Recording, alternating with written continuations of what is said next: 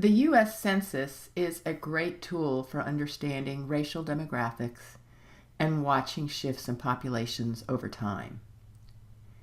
It collects a great deal of data and gives researchers and policymakers data that is helpful in determining not only the social welfare of certain groups of people, but also how resources can best be allocated to improve social welfare.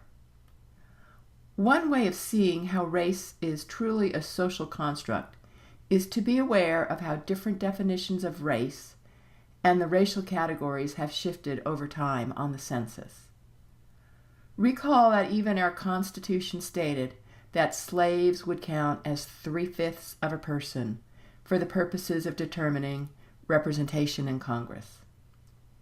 In 1850, there were only 3 categories for race, and by the 2010 census, there were 15 categories.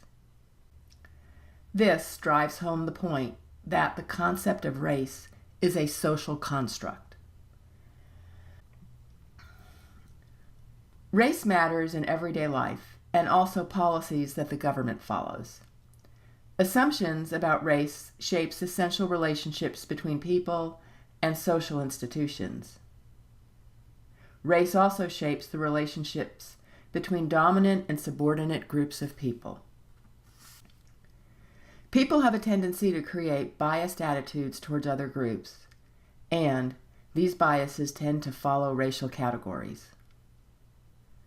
Science has established that some people have physical reactions to some groups based on their perceived race.